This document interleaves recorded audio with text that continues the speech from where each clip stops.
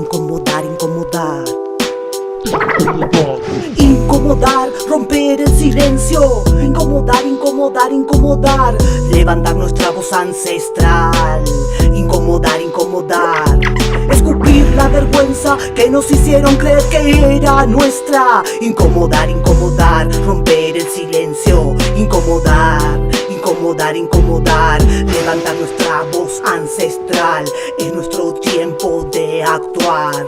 Incomodar, incomodar, hablar de racismo. Incomodar, incomodar, romper el silencio. Incomodar, romper el silencio. Incomodar, levantar nuestra voz ancestral. Escupir la vergüenza que nos hicieron creer que era nuestra. Incomodar, incomodar, incomodar, incomodar, incomodar, incomodar, incomodar, incomodar. Mai compuché, mai pulamien, incheta urraca negra en sí, que pampo el mapu, calfu mapu meu.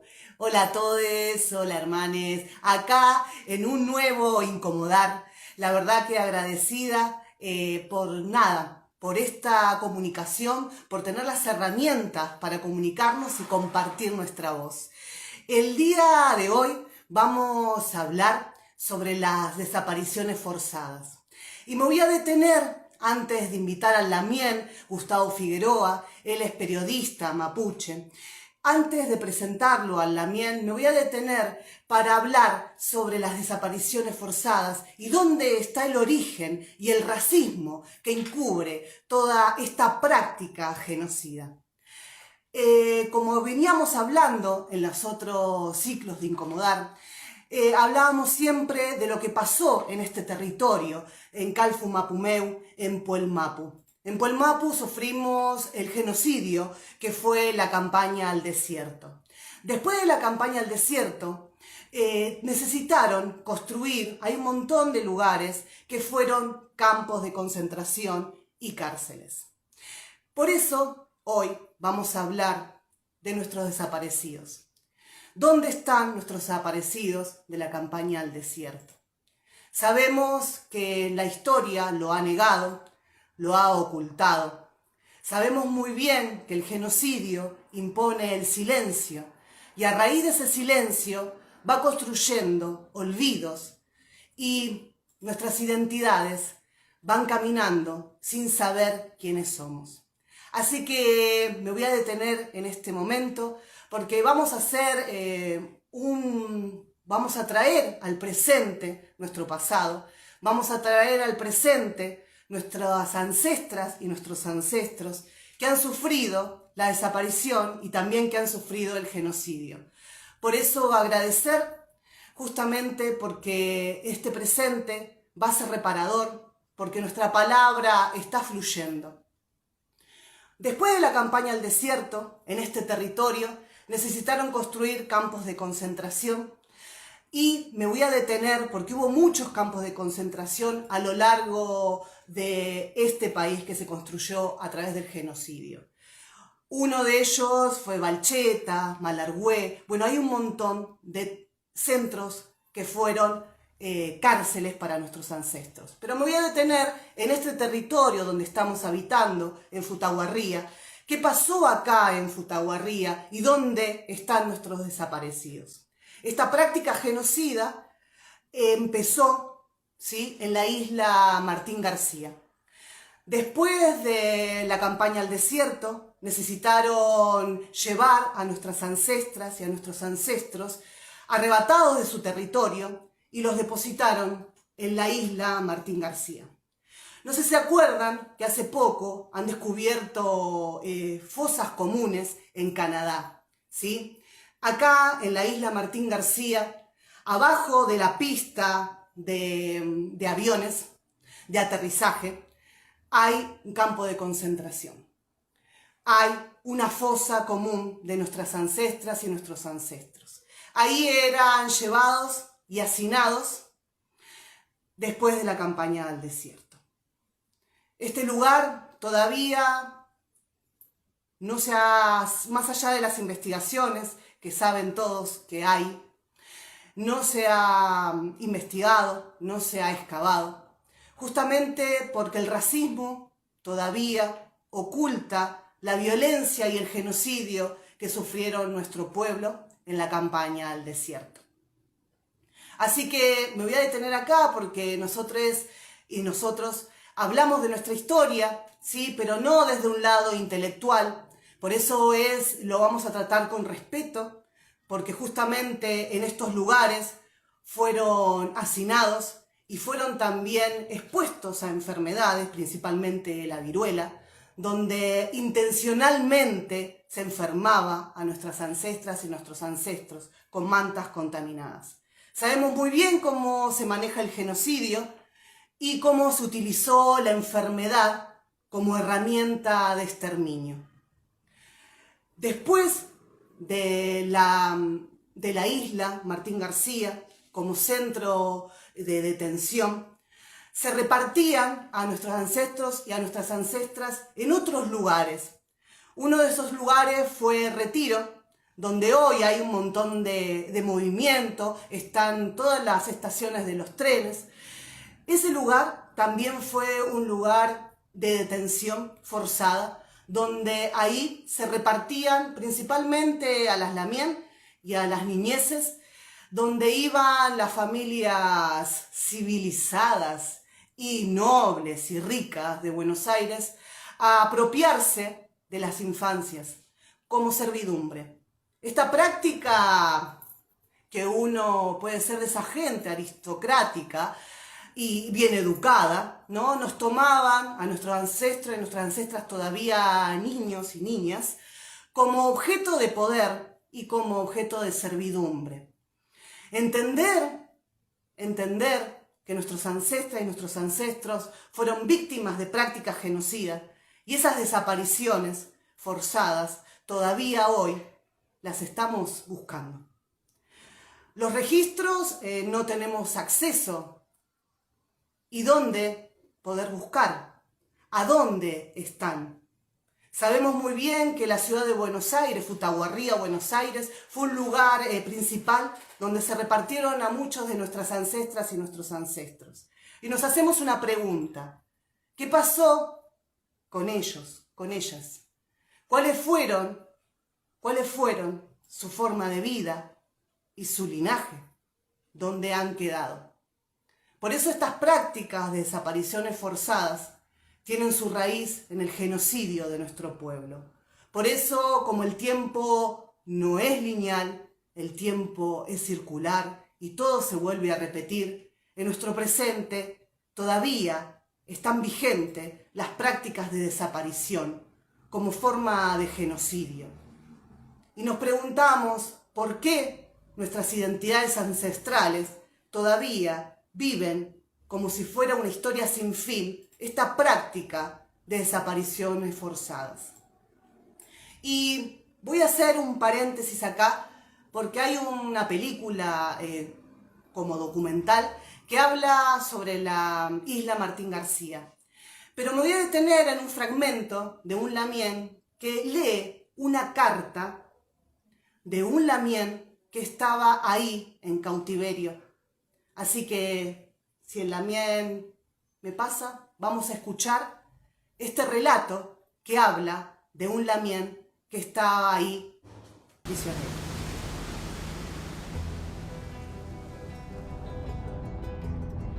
Martín García, en 6 de marzo de 1879, a la señora Juana, esposa de Jacinto II Puelpán. Mi querida esposa, tu carta me encontró gozando de salud. Hemos llegado a la isla de Martín García hace unos 3 meses. Estaré aquí, no sé hasta cuándo, pero no me pondrán en un cuerpo de línea. Soy demasiado anciano. El señor arzobispo ha enviado acá 2 padres misioneros para consolarnos. Ya nos han enseñado la doctrina cristiana, ya sabemos algo y tenemos toda la intención de cristianarnos por la fiesta de Pascuas de Resurrección. 4 de nuestros hijos están en Buenos Aires, pero no sé cómo están, ni tampoco pude verles cuando pasé por Buenos Aires. Otros 2 hijos están en Guaminí, en el Carhué. Tu marido, Jacinto Puelpán, en la isla de Martín García en 1879.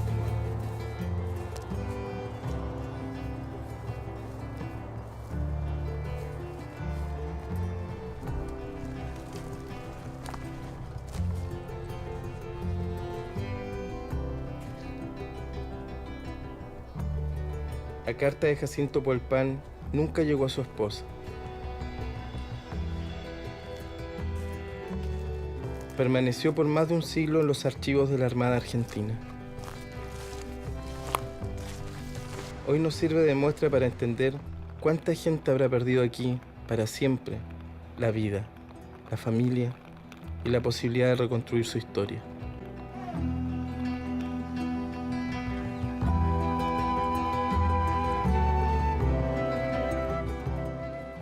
Bueno, esta es la historia de muchos de nuestras ancestras y nuestros ancestros que fueron arrebatados de su territorio y traídos a la isla Martín García. Por eso trajimos este fragmento de esta carta, de este Lamien, que trataba de comunicarse con su ser querido. Y sabemos muy bien que nunca llegó a comunicarse. Sabemos muy bien que tampoco supo dónde estaban sus hijos, repartidos en la ciudad de Buenos Aires y otros en Guaminí. Entonces nos preguntamos, ¿cuántos y cuántas de nuestras ancestras y nuestros ancestros todavía siguen perdidos? ¿A dónde fueron repartidos? Sabemos muy bien que algunos fueron llevados a los ingenios azucareros en Tucumán y en Jujuy y en Salta. Pero otro dato, solamente de los bautismos forzados que tenían que padecer, esa imposición a una religión, esa imposición también a integrarse a las filas del ejército, ese ejército que había masacrado a nuestro mismo pueblo. La imposición a una medicina, la imposición a la enfermedad, a la viruela, como método de exterminio. Por eso traigo esto al presente, porque justamente con el Lamien, Gustavo Figueroa, él es periodista, y él justamente investigó las desapariciones forzadas y el gatillo fácil en nuestros días en democracia y qué pasa con nuestras identidades preexistentes. Por eso traje esto al presente, porque sabemos que justamente el tiempo no es lineal y todo se vuelve a repetir y estas prácticas genocidas tienen su origen en lo que acabamos de ver, que es la práctica genocida de la desaparición después de la campaña al desierto. Así que lo voy a invitar al Lamien que me mande la solicitud para poder conversar justamente de estas situaciones de desapariciones forzadas, de gatillo fácil y cómo nuestras identidades ancestrales y nuestro color de piel, el color de la tierra, tiene que ver también con las prácticas que estamos viviendo hoy en día de persecución y de hostigamiento. Sabemos que el racismo siempre nos mantiene en el silencio y que todas las violencias que vivimos siempre se mantienen ocultas. Así que es muy importante estos espacios para poder conversar y poder compartir la palabra. Mientras esperamos al Lamien, podemos seguir porque justamente había quedado bastante material con respecto a los centros de detención, a los campos de concentración. Uno de esos campos de concentración que vivimos también en este territorio, por eso hacemos como todo un análisis de nuestro territorio. Es tan importante saber dónde caminan nuestros pasos. Uno de esos campos de concentración es el Museo de la Plata.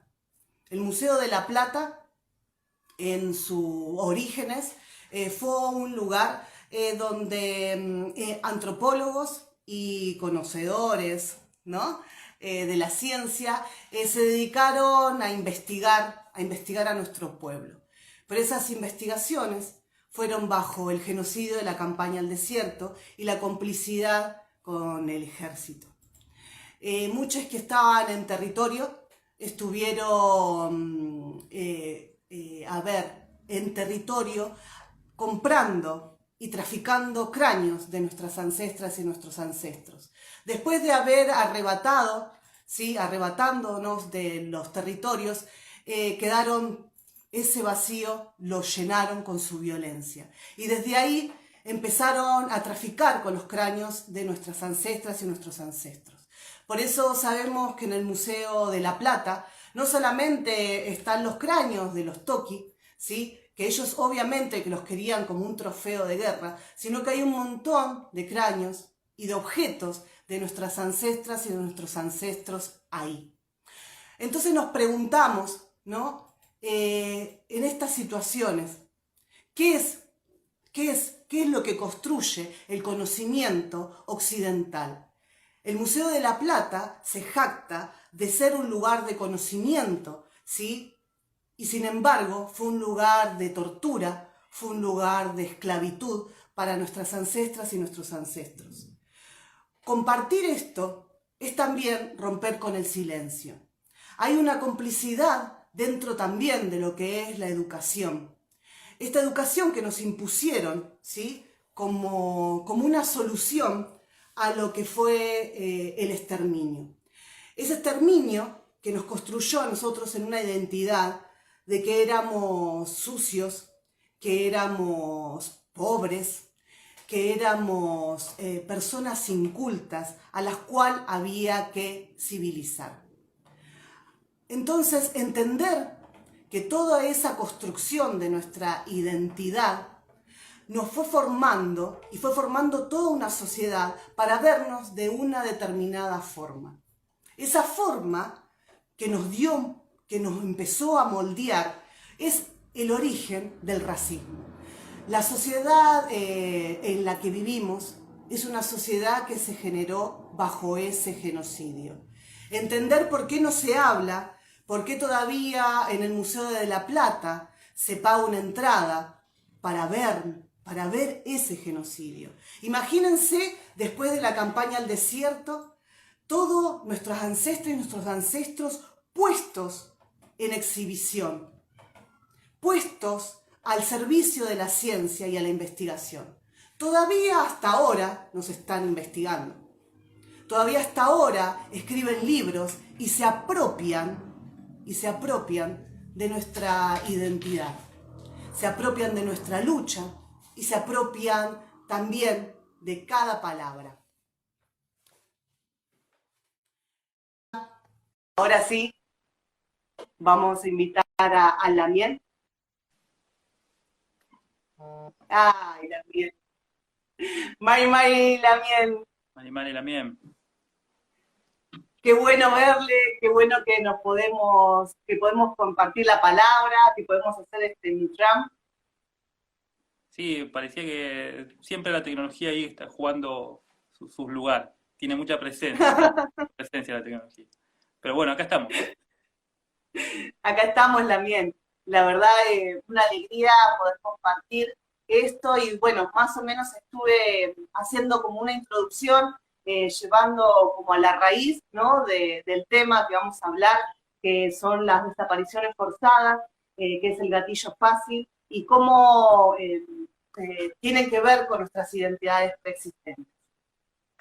Bien, yo quería presentarme, así si usted debe tener una primera pregunta inicial, pero también para la gente que nos está mirando y escuchando. Mari Pulamien, Mari Pupeni, Mari Pubenui, Incheta Gustavo Figueroa Pinguén, Tanitubun Neuquén Guarriameu, Feulá Tubun Monguelén, Buenos Aires, Guarriameu. En este momento me encuentro en Buenos Aires, yo soy de Neuquén. Bueno, y la idea de participar también de este ejercicio es como hacer una continuación de algunas charlas que ya hemos tenido, ¿no? Mayla, bien. Bueno, justamente es importante compartir la palabra, porque yo lo que he visto hasta ahora es que no hay, un poder compartir desde nosotros, desde los Lamien, ¿no? Es importante nuestra visión con respecto al genocidio, con respecto a cómo se cuenta la historia, con respecto a nuestras propias experiencias, ¿no? Porque también tiene que ver con nuestras propias experiencias de vida y también de nuestros ancestros y nuestros ancestros que también han pasado por esta situación. Entonces, poner en palabras, ¿no? Entender nuestro tiempo como un tiempo que se vuelve a repetir y que todo tiene una raíz y un origen, es muy importante. Y sé que usted, Lamien, ha trabajado un montón con este tema, ¿no? Con lo de las desapariciones forzadas en democracia y en este territorio, en lo que fue el MAP, lo que es Argentina. Así que me encantaría poder escuchar nada, lo que tiene para compartir. Bien, Feley. Sí, yo lo que les voy a compartir y charlar fundamentalmente es parte de mis investigaciones y parte del trabajo que vengo haciendo como periodista, y cómo en ese mismo ejercicio aparece mi identidad o la restitución de mi identidad preexistente, originaria, mapuche, en ese mismo proceso, ¿no? Porque uno también se encuentra con la información, la tiene que rastrear finalmente, la tiene que buscar. Y las identidades en este caso están siempre en movimiento, están siempre restituyéndose y reconstruyéndose, reencontrando, ¿no? También, fundamentalmente con la identidad y con el conocimiento. Hay una relación ahí entre conocimiento y identidad, y más en una sociedad genocida, una sociedad que es monocultural, ¿no? Que vive desde una sola visión de mundo. Yo les comenté, les conté que yo soy de Neuquén, nací y me crié en Neuquén. En un momento determinado, cerca de los 22 años, yo nací en 1985, luego, 2 años después de la vuelta a la democracia en Argentina, cerca de los 20, 22 años me traslado a Buenos Aires, donde estoy ahora, a estudiar fundamentalmente fotografía, porque es el área donde me muevo, ¿no? El fotoperiodismo fundamentalmente, la fotografía documental, la fotografía social, o la fotografía como documento. Ahí va. Y me vine con esa inquietud. Y cuando llegué a este lugar, por alguna razón tenía negada la idea de estudiar comunicación. No estudié en esa primera época, y recién ahora vengo a terminar la carrera de comunicación. Y en algún momento hablamos con usted de cómo nosotros dentro de las instituciones creamos resistencia, creamos y vivimos continuamente en un lugar de incomodidad. Hay algo de lo que nos hablan en la que no nos sentimos identificados y finalmente no nos representa. Para personas que no se criaron dentro de comunidad o que se criaron dentro de la ciudad, esos procesos son intuitivos, los reconocemos, los sentimos, los percibimos, nos sentimos excluidos, pero no lo podemos poner en palabras. Por eso hablaba de que cómo afecta e interviene una sociedad monocultural que tiene una sola visión de mundo, y cómo esa sola visión de mundo afecta dentro de los ámbitos institucionales. Cómo una persona de un pueblo preexistente va a poder encontrar su identidad en una escuela o en un formato institucional que solamente visibiliza una visión de mundo. Entonces, yo tenía esa resistencia en esa edad, pero no sabía bien de qué se trataba. Recién cuando yo vuelvo hace 6 años, en 2015, cuando vuelvo a Neuquén, no había terminado la carrera de comunicación, volví con la inquietud. Yo ya venía trabajando de igual modo dentro del área de comunicación, de forma independiente, autónoma, y vine a cubrir un juicio específicamente de una persona que estaba enjuiciada, que tenía un proceso judicial dentro de Neuquén.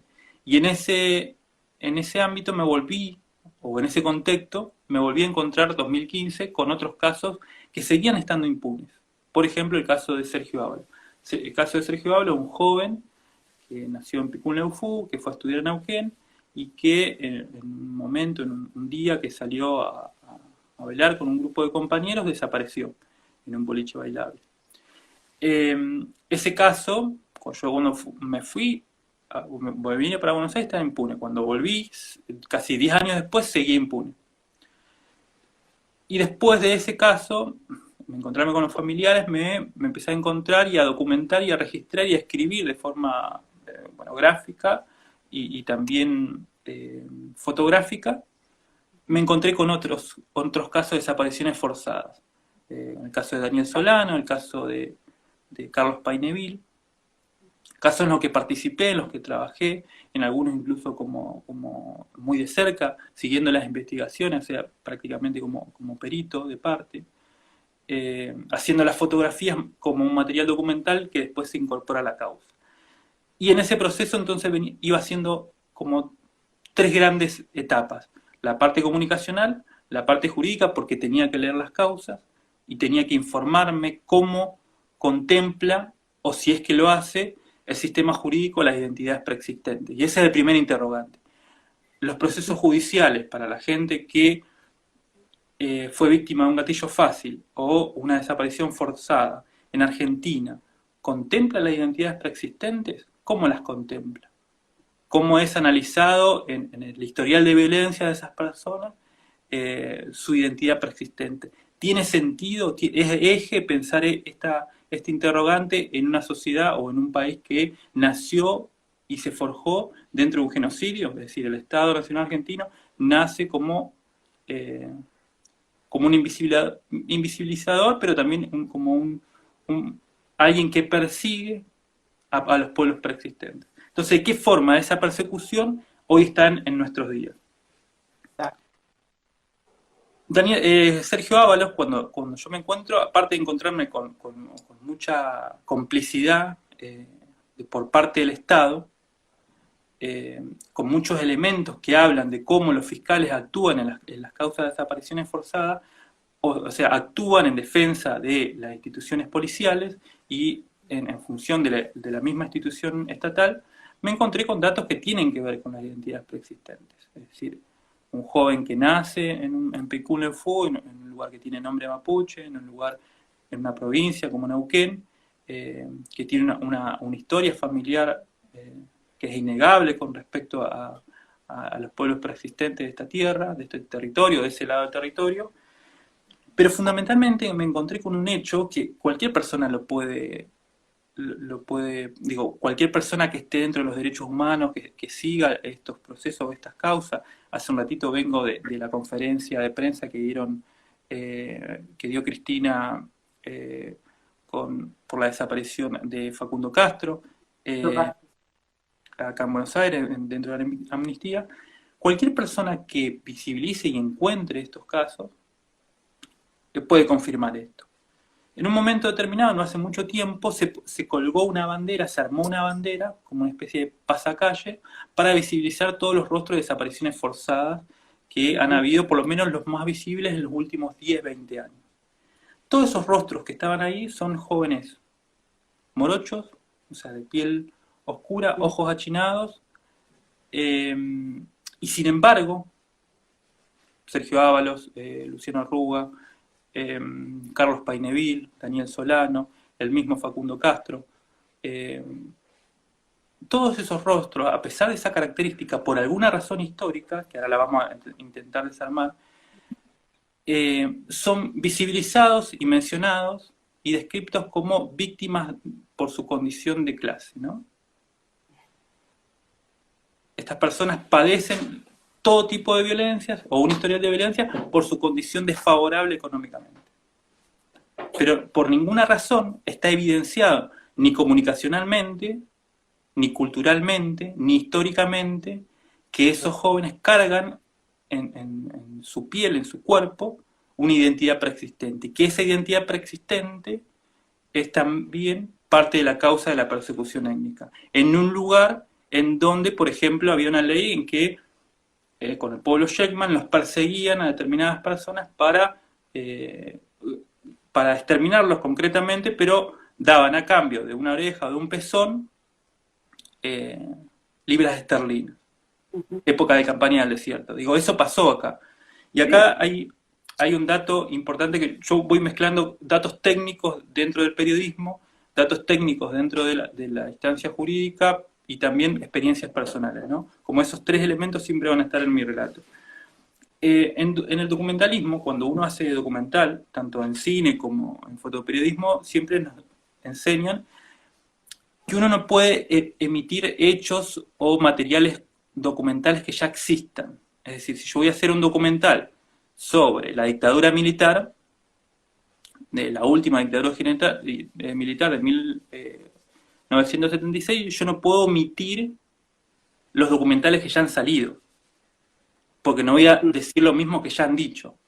Claro. Ahora, cuando uno analiza estas desapariciones forzadas, en donde aparecen distintos elementos, distintos procesos genocidas, generalmente se apunta y se hace foco sobre el aparato de la última dictadura militar. Es decir, cómo el aparato represivo y cómo el aparato jurídico, cómo el Estado y las instituciones operan para encubrir y llevar adelante un proceso de encubrimiento, donde actuaron policías. Caso concreto, Facundo Castro; caso concreto, Sergio Ábalos; caso concreto, Daniel Solano. En estos tres casos operó la policía, ¿no? De forma concreta. Está probado que la policía actuó de forma concreta y que después distintos actores de distintas instituciones estatales encubrieron ese proceso. Y la referencia más directa siempre es la última dictadura militar. Y cuando hago referencia digo incluso los medios alternativos, incluso los organismos de derechos humanos. Lo que decimos, las identidades, las personas que estamos dentro de la ciudad, que estamos repensando nuestra identidad preexistente, que la estamos restituyendo, que estamos continuamente investigando sobre los procesos genocidas que hubo, los campos de concentración que usted mencionó, los fortines, y ahora vamos a hablar cuál es la relación entre la reconstrucción de la identidad nacional, cuál es esa relación en Argentina con el proceso genocida, ¿no? Y el proceso etnocida fundamentalmente. Son inversamente proporcionales. Cuando uno aumenta, el otro por regla tiene que decrecer. Y ahora llegamos a eso. Entonces, ¿de qué forma o por qué históricamente no podemos hacer el vínculo con el proceso genocida que se vivió? Porque es el mismo aparato. Un policía cuando ve a una persona en la calle, morocho y de ojos achinados, opera en él 140 años de persecución. No opera solamente la dictadura.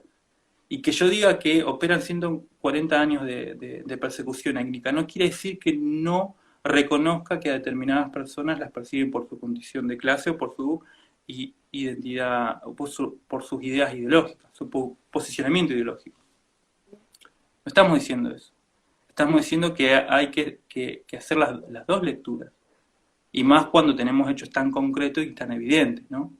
En el caso de Daniel Solano, voy a ir agarrando pequeños elementos de los distintos casos para que ustedes los puedan evidenciar. En el caso de Daniel Solano, por ejemplo, él desapareció, lo desaparece la policía rionegrina en el mismo lugar donde hubo uno de los mayores campos de concentración de pueblos preexistentes, que es Choel Choel. Durante la campaña expedicional al desierto, uno de los, y esto lo pueden chequear, digo, hay materiales documentales, yo les he preparado. Yo sé que mucha gente que puede estar escuchando conoce los materiales, pero este es un libro, El País, no me acuerdo, donde aparecen, cuando se encuentren con este libro se van a encontrar con muchos autores, investigadores, fundamentalmente del CONICET, que hacen un trabajo donde se especifican, bueno, cuáles fueron los campos de concentración que hubo en la Argentina en la campaña del desierto. Cómo se operó en esos campos de concentración y qué vínculos tienen con los fortines, por ejemplo. Acá a donde aparece este elemento, ¿no? En el mismo momento que se crean los fortines, algo que está reconocido como un elemento positivo, como un elemento que estimula la identidad patriótica nacional argentina, nosotros vemos un campo de concentración. Entonces ahí ahí llegamos a una sentencia de Diana Lento cuando dice, en la misma historia oficial está la historia del genocidio. Bueno, acá teníamos un ejemplo. El fortín, el lugar donde mucha gente dice o entiende que es un elemento propio de la construcción patriótica nacional, nosotros vemos un campo de concentración no reconocido, no identificado. Uno de ellos, Choel Choel. Entonces, mi responsabilidad como sujeto histórico, como joven mapuche, y como comunicador, es hacer esa lectura, visibilizar que en el mismo lugar donde desapareció Daniel Solano, había campos de concentración, en donde desaparecieron a los abuelos posiblemente y a la abuela de ese mismo joven que 140 años desaparecen. ¿Por qué una persona migra? Daniel Solano, un joven trabajador guaraní que se tiene que venir, que tuvo que dejar su territorio, su lugar, en el norte de Argentina para llegar a Río Negro a trabajar. Entonces, ¿por qué una persona migra? Empecemos por ahí. ¿Cuál es la relación entre las personas que no tienen territorio con, en la actualidad, por ejemplo, las personas que... Guernica se me ocurre un lugar, ¿no? Un lugar donde hay un asentamiento de personas que están buscando un pedazo de tierra para vivir, que no lo tienen, que tienen que forzar lugares para poder tener un techo. ¿Cuál es la relación de esas personas? ¿Cuál es la relación de los migrantes con la campaña expedicional al desierto? ¿No? Justamente las personas que están en los barrios periféricos, en los barrios populares o villas, o como queramos decirle, son donde están las familias de piel oscura y ojos achinados, ¿no? En ese lugar es donde opera la policía, donde se producen las desapariciones forzadas. Y es la misma gente, digo, son los familiares de las personas que perdieron su territorio durante la campaña expedicional al desierto. Fueron los despojados territoriales, lo que se conoce como diáspora, ¿no? Personas que se han tenido que criar con un apellido impuesto dentro de las ciudades, en territorios reducidos, y lidiando continuamente, no solamente con las migajas sociales, sino también con las operaciones de la policía, porque la policía te detiene, no te pregunta ni de qué club sos, ¿no? Cuando te detiene. Y ahí ahora yo voy a contar un par de experiencias con respecto a eso. No sé si usted me quería hacer una pregunta. Sí, no, porque la verdad que está muy interesante lo que está contando. Justamente está trayendo al presente el pasado, ¿no? Entonces es esa construcción, ¿no? Que nos han hecho creer que el tiempo, como estábamos hablando, el tiempo lineal, te fragmenta, ¿no? La realidad, y esa fragmentación no te hace entender por qué están pasando las cosas.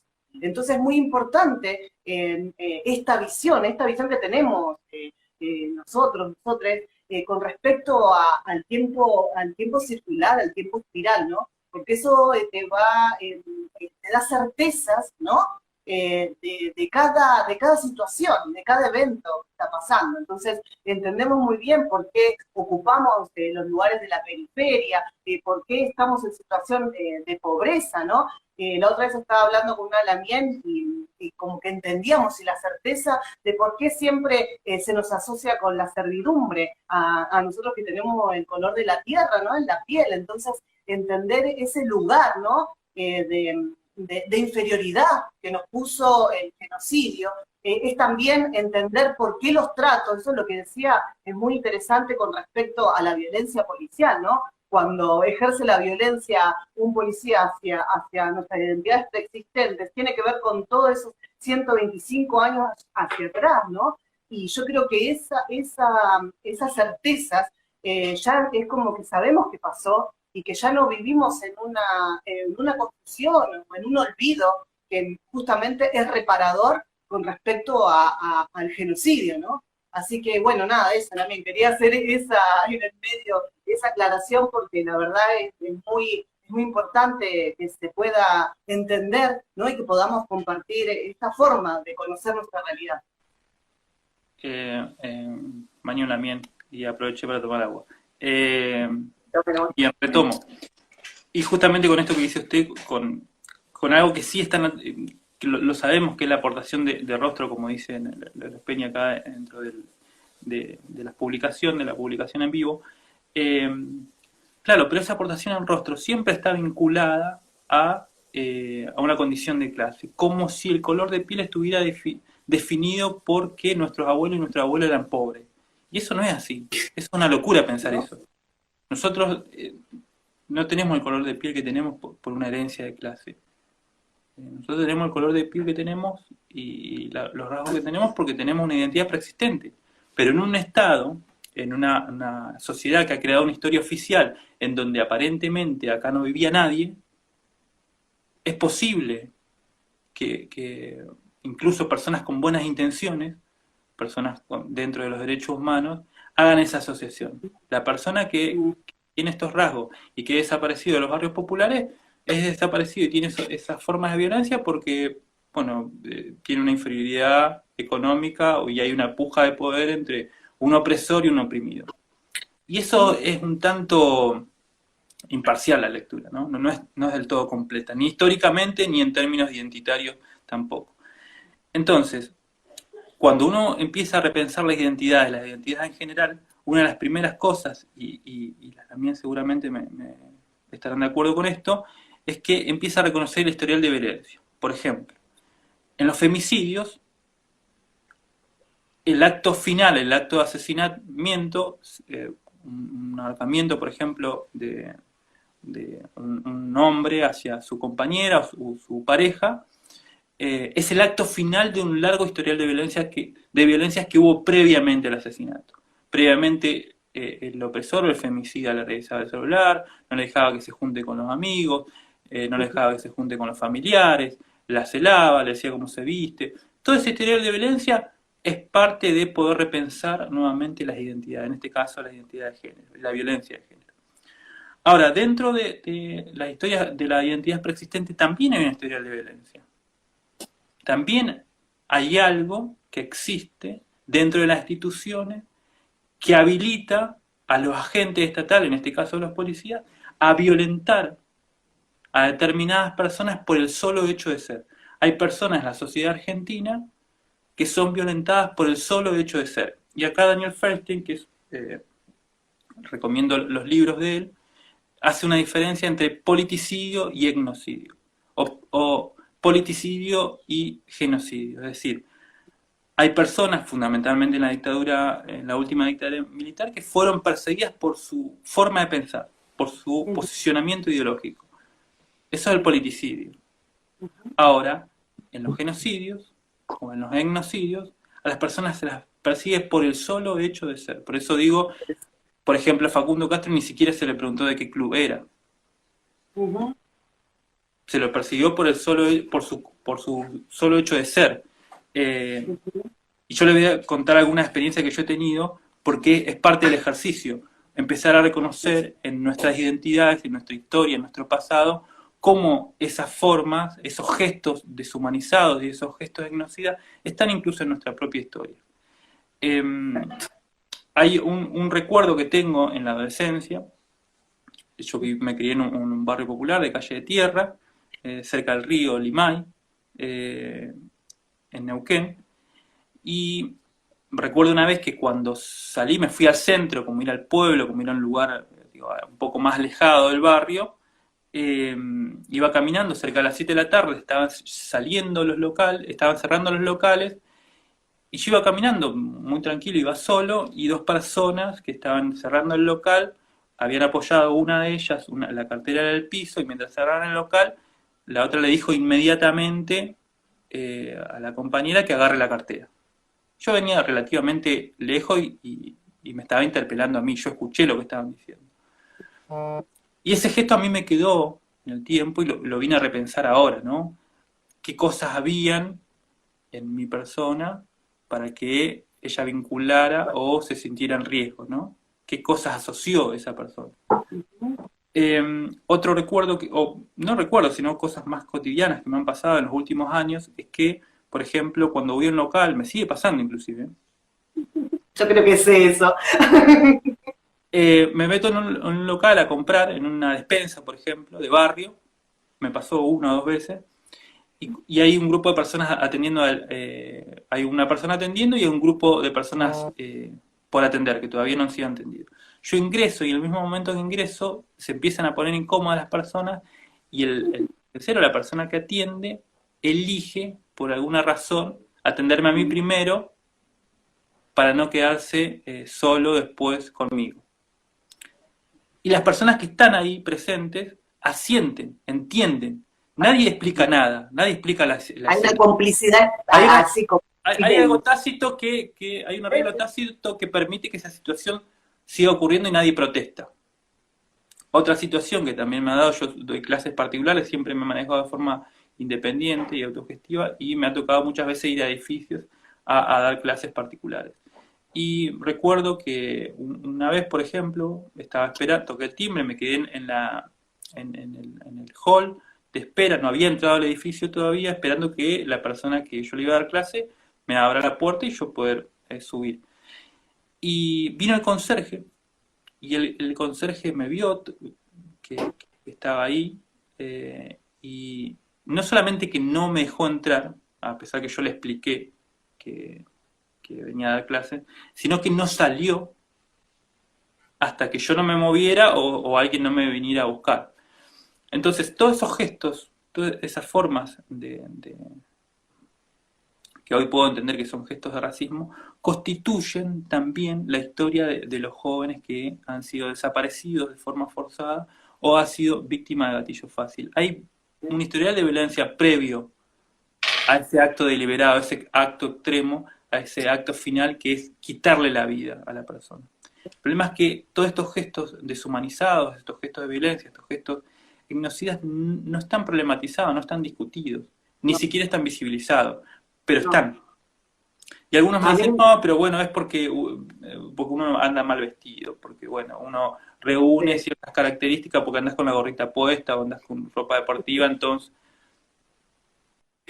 Sí, eso es muy interesante lo que está diciendo, porque esa violencia es explícita y, por ejemplo, a mí también de adolescente me pasaron un montón de cosas que a otras amigas, conteniendo el color hegemónico, ¿no? En la piel no le pasaba, por ejemplo, no sé, estar y que la policía te pare porque sí y nos ponían contra la pared.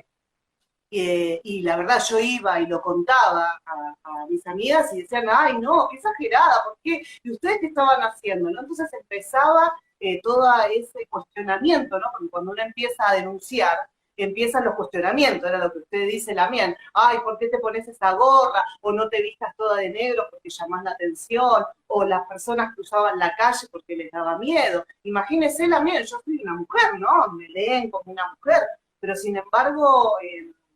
esa violencia no la viví igual, ¿no? Y toda esa adolescencia era tener el lugar de la policía, era el lugar de la violencia, ¿no? Que tal vez otros lo sentían como que te cuidan, nos están cuidando, ¿no? Nosotros sabíamos muy bien ya de adolescente que la policía ya nos había violentado, ¿no? Y solamente por el hecho de transitar en algún lugar ya pedían documentos y todo, o sea, acá en Futahuarría, la verdad que era bastante represiva la adolescencia en esa época, ¿no? Y más también teniendo una identidad, no sé, tal vez nosotros nos gustaba el heavy metal, y que me he encontrado con un montón de lamien que le encantaba el heavy metal, y escuchaba Malón y todo eso. Y justamente era común ir a los recitales y que terminaran todos contra la pared. Así que sabemos muy bien las violencias esas que van escalando, ¿no? Hasta llegar a la muerte, ¿no? Hay otras vinculaciones y otras relaciones que me parecen relevantes, que, por ejemplo, se habla mucho de blanquear, ¿no? De blanquear el conocimiento y blanquear el aspecto. Otro ejemplo muy característico que tiene que ver con que es la argumentación de que, bueno, es el opresor, es el capitalismo que opera sobre las clases obreras, ¿no? Entonces, no sé, en Neuquén, por dar un ejemplo, hay muchas personas que se han profesionalizado y que tienen cargos públicos, abogacía, son abogados, que son diputadas, inclusive, que tienen cargos de poder importantes y que tienen una condición económica mejor. Y sin embargo, a pesar de eso, el negra de mierda sigue existiendo. Y el gesto de india de mierda sigue estando. O sea, tu opinión vale mucho menos de lo que puede valer la opinión de una persona blanca o una mujer rubia que es juez o que tiene un cargo en el mismo organismo. Es decir, y eso también es importante. ¿Por qué determinadas personas tienen que hacer el doble de trabajo para poder legitimar lo que están diciendo, sus profesiones, sus valores? Porque inclusive siendo profesionales siempre está en sospecha nuestra opinión, nuestra voz, nuestra atención y nuestro propio trabajo, ¿no? ¿Sí? Y acá sí quiero volver entonces ya para seguir trabajando sobre los casos concretos y hablar de algunas cuestiones técnicas que me parece que son importantes. Les decía que, por ejemplo, en el caso de Daniel Solano, él fue desaparecido en la misma ciudad donde operó un campo de concentración, pero también habían cosas que explicaban en el mismo proceso judicial, en el proceso de la causa, fueron 4 meses de declaraciones donde pasaron muchos testigos, más de 100 testigos, y yo recuerdo que uno de los testigos dijo algo así como que había visto un grupo de trabajadores rurales que habían querido ingresar a un boliche una noche y que le habían dicho, no sé si era justamente una de las personas que había sufrido como ese desprecio, le habían dicho, no, acá no aceptamos salteños. Como el de seguridad les dijo esa frase.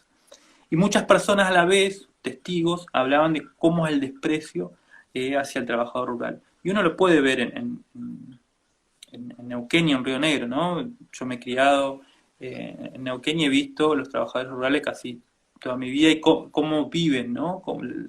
Las situaciones infrahumanas, situaciones de condiciones ideológicas mucho maltrato, mucho desprecio, y fundamentalmente cómo existe ese desprecio hacia las personas que llegan de Perú, que llegan de Bolivia, que llegan de Paraguay a trabajar, que llegan del norte. Y sin embargo, todo ese desprecio, todas esas formas de violencia nunca están pensadas desde el etnocidio, desde la persecución étnica, fundamentalmente. Incluso en este caso, en donde concretamente la persona le decía, nosotros acá no aceptamos salteño, como haciendo una discriminación, concretamente por un grupo de personas que venían de determinado lugar, no está en términos comunicacionales la reflexión, pero tampoco en el ámbito jurídico. ¿Y cómo el poder jurídico, el derecho romano, va a operar y va a reconocer las identidades preexistentes? Y acá es la segunda pregunta, ¿no?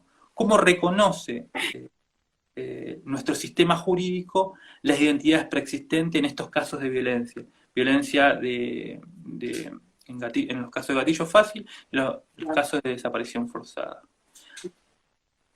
Para darle un ejemplo, en el convenio 169 de la OIT se habla de prácticas culturales, de reconocer las prácticas culturales de los pueblos preexistentes, de los pueblos triviales. Pero no se habla mucho más, las prácticas culturales como algo muy generalizado, ¿no? Como en donde aparentemente las prácticas culturales que tiene el pueblo mapuche son las mismas que tiene el pueblo Colla o el pueblo Aymara. Y eso no es así. Podemos coincidir en visiones de mundo, podemos coincidir en prácticas, pero hay diferencias concretas, hay diferentes identidades, hay años de diferencias también. Entonces, estos grandes conceptos generales, estas grandes categorías, y ya vamos a llegar a la idea de campesinado que profesaba Freire, para hablar de otra categoría importante, porque operan, ¿no?, estas grandes categorías que homogeneizan, como si todas las personas pudiéramos estar alojados en estas categorías: campesinado, oprimido, en este caso prácticas culturales, pueblos originarios en general, ¿no? Fuéramos un solo pueblo, o como si estuviéramos hablando de que los indios son todos iguales, en definitiva. Y es la idea que instalaron. Es una idea que está muy instalada. Entonces, ¿cómo reconocer, por ejemplo, la identidad espiritual en esas prácticas culturales? ¿Qué es el Fechentum, por ejemplo, para el derecho, para el poder jurídico nacional? Si el derecho jurídico nacional no puede reconocer estos elementos que son tan importantes para el pueblo mapuche, en este caso, no va a poder nunca reconocer el historial de violencia que sufre la persona. Por ejemplo, un migrante. ¿Cómo va a reconocer que esa persona previamente fue despojada, que sus abuelos posiblemente pasaron por un campo de concentración, que posiblemente fueron víctimas de las marchas de la muerte que se ejecutaron en este territorio? Se habla mucho de las marchas de la muerte del pueblo armenio, pero nosotros tuvimos Argentina produjo su propia marcha de la muerte, personas que fueron obligados a caminar desde el sur, desde Chubut, Neuquén y Río Negro, hasta Buenos Aires, hasta los lugares que usted mencionaba, específicamente Martín García. Hoy Martín García es una fosa común. Una fosa. Se sabe a través de distintas investigaciones que concretamente ahí estuvieron detenidas personas y que los restos de esas personas siguen estando ahí, en una fosa común.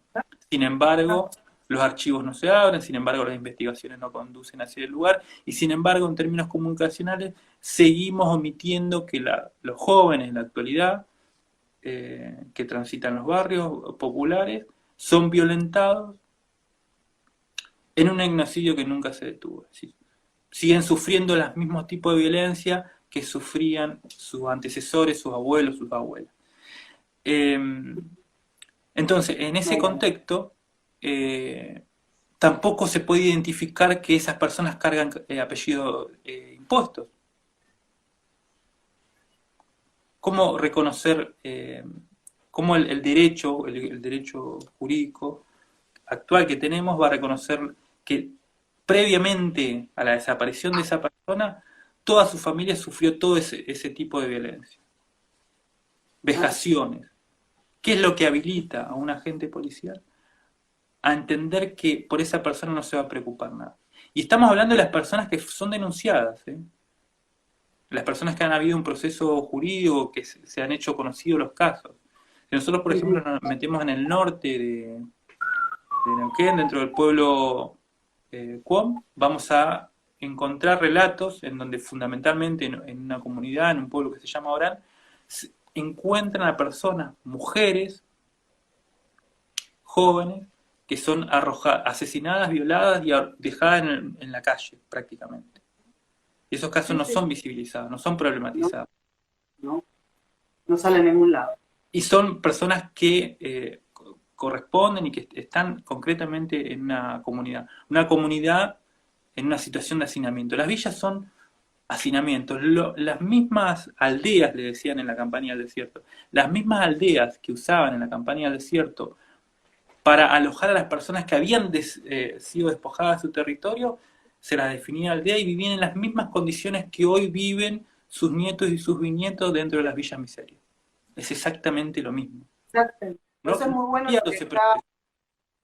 lo que está diciendo, porque vuelvo a traer el territorio ahí en Retiro.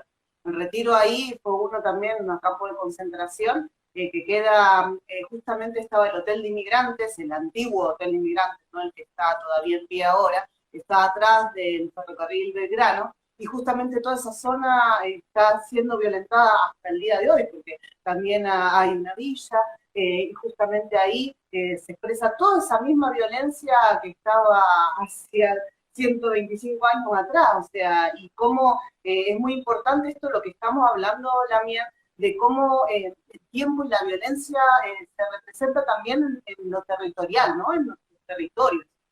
Por eso es importante reconocer y a ver lo que usted estaba diciendo, de que tenemos que tener justamente ese, no fue casual que nos hayan borrado el pasado y nuestra memoria, ¿no? Porque si no es como que estamos repitiendo todo el tiempo una violencia y no sabemos de dónde es, y lo peor de esta situación es que nos culpabilizan, ¿sí?, de toda esa situación que estamos viviendo, ¿no? Nos culpabilizan por ser pobres, nos culpabilizan por no tener determinados accesos a cualquier cosa de comodidad, ¿no? Entonces, como entender también que el territorio está vinculado, porque también en nuestra cosmovisión la tierra tiene un montón de importancia, ¿no? Entonces, entender que toda esta violencia también está vinculada a lo territorial, es también saber por dónde están caminando nuestros pasos, ¿no? Así que por eso justo quería hacer esta aclaración por lo que estaba diciendo usted con respecto a los lugares y lo que sucede y que se vuelve a repetir en cada territorio, ¿no? Y con respecto a ese lugar, yo les comentaba antes que uno también tiene que hacer el ejercicio de reconocer las historias, porque ¿qué sucede? Las personas que están escuchando esto y seguramente que están interesadas en conocer sobre conocimiento intercultural o conocimiento persistente o saberes ancestrales o está dentro del organismo de derechos humanos, continuamente trabaja con un grupo social determinado, ¿no? Como militante, como activista, se sensibiliza con causas o con personas que están en situaciones de violencia, que justamente esas situaciones de violencia se dan y se profundizan en los barrios periféricos, en los barrios urbanos periféricos. Entonces, cuando uno contempla esas violencias o esas formas, está viendo o lo hace de una forma sesgada, porque hay una parte del relato que no toma en cuenta.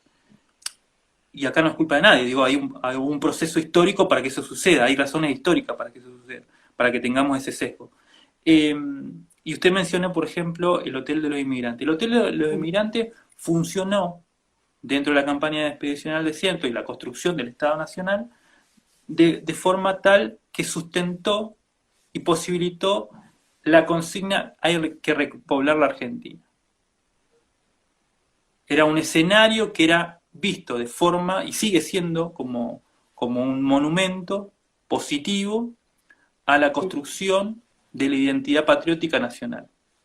Así como hablamos que el Fortín era un elemento positivo para esa construcción nacional, acá también estamos hablando de lo mismo, ¿no? Un escenario que habla de cómo llegaron los inmigrantes, que algunos llegaban de la guerra y otros llegaban, bueno, la mayoría llegaban en situaciones complicadas o sea, en un contexto muy complicado, muy complejo, de miseria fundamentalmente, y llegaban justamente a ese hotel. Y en ese hotel, para esa misma época, entregaban a niñas y niños para que trabajen en la servidumbre. Niñas fundamentalmente mapuches, concretamente, niñas y niños mapuches sacados de sus familias, expulsados de su territorio y traídos, imagínense, en décadas, estamos hablando principios de siglo, principios de 1900, una niña de 8 años, sacada de Neuquén, por ejemplo, de Junín de los Andes, pienso, si las personas pudieron visitar parte del sur de Neuquén y conocen el pueblito, que es un lugar muy chiquito, y traerla a los 8 años sola a Buenos Aires, en esa época, para que asistan en la servidumbre de una familia, de un terrateniente, de una familia aristocrática.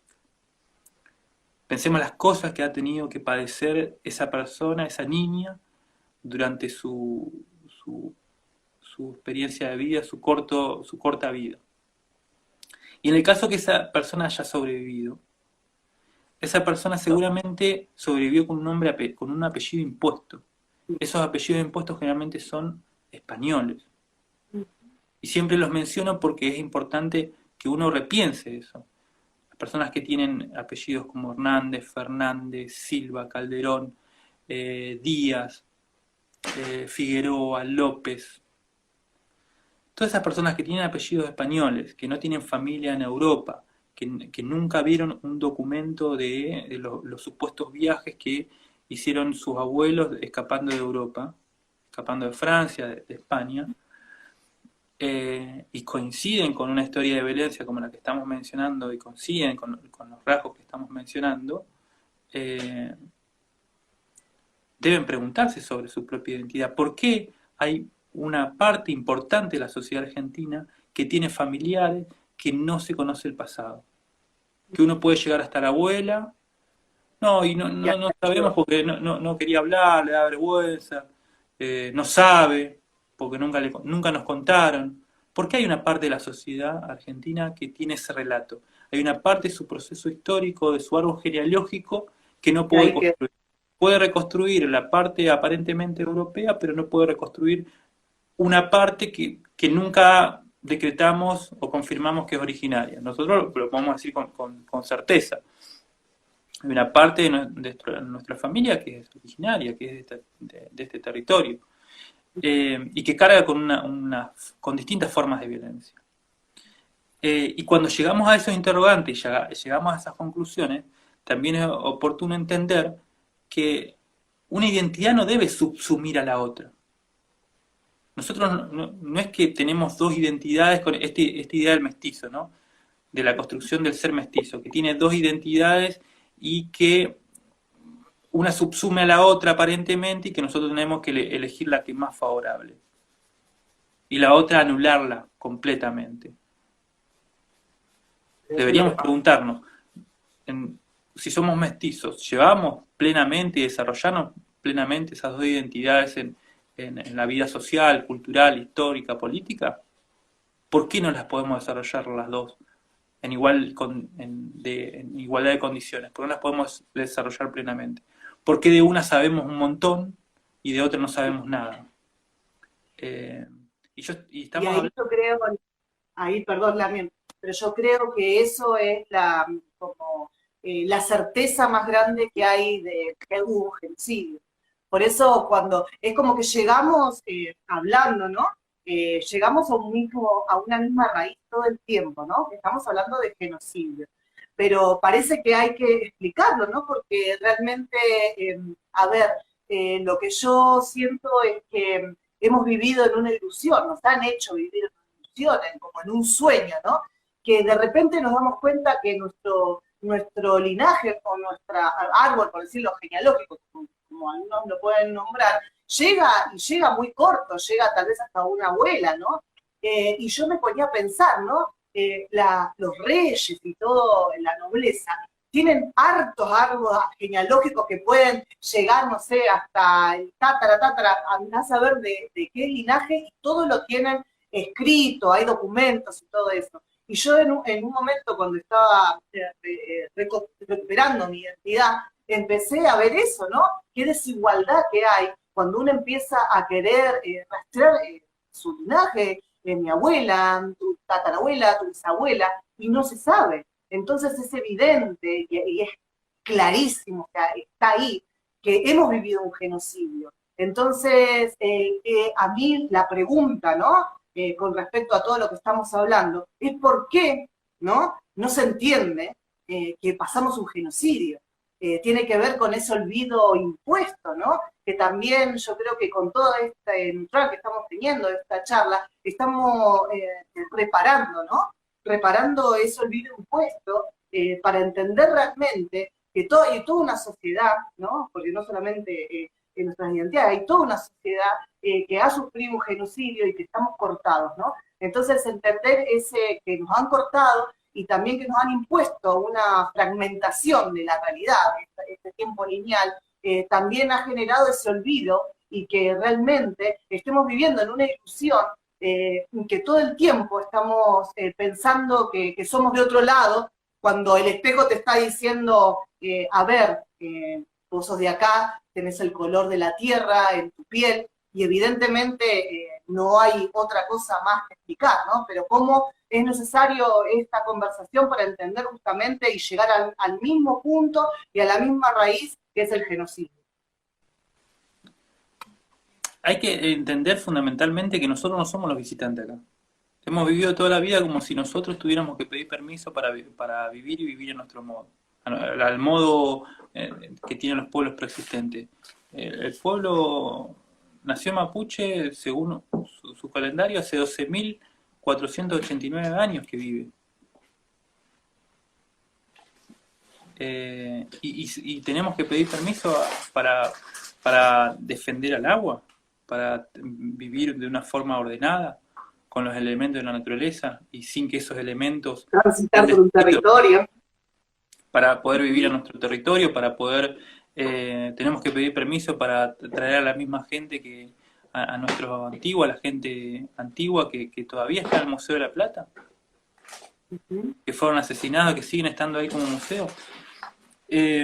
Por eso también digo, y parafraseo algunas sentencias que andan dando vuelta, o que son parte de una construcción política sincera, real y con buenas intenciones, como por ejemplo debajo de una gorrita hay una historia que se habla mucho fundamentalmente en los casos de gatillo fácil, y se menciona mucho en nombre de esos casos. Yo digo y parafraseo, debajo de una gorrita hay una historia, y dentro de la historia hay una identidad preexistente, ancestral, milenaria, y eso es la regla.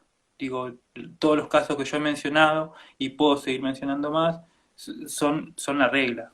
Son gente originaria que ha sido perseguido por su condición étnica, y por su condición de clase también, ¿no? Por su condición desfavorable dentro de la sociedad. Pero también hay una relación entre una cosa y otra, ¿no? ¿Cuál es la relación entre que una persona pierda su territorio, sea despojada de su territorio, fundamentalmente en la campaña del desierto, y después sufra distintos tipos de violencia o de miserias o de situaciones incómodas, por decirlo de alguna forma? A Luciano Arruga, por ejemplo, la policía lo perseguía Él juntaba cartón en su barrio, acá en Buenos Aires, juntaba cartón y la policía se le acercaba y lo presionaba para que él robe en beneficio de la policía. Y esas situaciones de opresión, esas situaciones de persecución, son justamente porque la persona no tiene territorio. Porque la persona no puede tener una forma de autonomía. La autonomía que los pueblos han tenido de forma milenaria. No solamente tener un territorio, sino de vincularse a ese territorio espiritualmente y moverse en relación a ese territorio y ordenado por ese territorio. Las personas no ordenan el territorio, nosotros no ordenamos el territorio nos ordena a nosotros. Entonces, por eso lo defendemos fundamentalmente. Y hay una sentencia que la escuché fundamentalmente en posiciones de más, creo, anarquistas, entiendo, que hablan de que el territorio no es de nadie. Y en situaciones ideales yo lo podría entender eso, podría entender que el territorio es de nadie y que uno si lo trabaja puede habitarlo. Es sumamente entendible eso. Pero previo a eso hay que entender que acá hubo un genocidio, que la gente se la sacó de su territorio y que las personas estamos relacionados, nuestros apellidos, nuestros nombres, están relacionados con las virtudes del territorio. No es lo mismo hablar de una persona que nació y se crió a la orilla de un volcán que una persona que se crió en Junín de los Andes, a una persona que se crió a la orilla de un lago en Valdivia, del océano en Valdivia. Esa persona está atravesada por esos elementos de la naturaleza. Y la persona tiene derecho a conocer esos elementos vinculados a su familia y tiene derecho a conocer que posiblemente esos elementos estén en su propio nombre, estén en su propia identidad y estén en sus propias virtudes. Y ahí llegamos a los roles. Las personas tenemos que vivir en la ciudad acomodadas o adaptadas a los roles que la sociedad occidental nos obliga a ejecutar, ¿no? Periodista, historiador, generalmente los trabajos que están relacionados con los servicios, o los que tienen que hacer los PEN y la LAMIEN dentro de la ciudad o en los barrios periféricos, ¿no? La servidumbre, sí, fundamentalmente el trabajo de obrero. Y en ese mismo ejercicio la persona no solamente que no puede recuperar su identidad y su nombre originario, tampoco puede recuperar sus virtudes como persona, como Che, relacionadas a un territorio y fundamentalmente a sus virtudes ligadas a roles. Las personas milenariamente tenemos roles asociados a nuestra propia familia, a nuestro propio territorio, y que son intransferibles. No podemos hacer otra cosa, como no podemos irnos de nuestro territorio. Estamos vinculados a nuestro territorio. Por eso yo digo que uno no puede descontextualizar este hecho y decir, bueno, el territorio no es de nadie. No estamos diciendo que el pueblo, no hablan de que el territorio tiene propiedad, sino que nosotros estamos vinculados de tal forma con el territorio que es intransferible.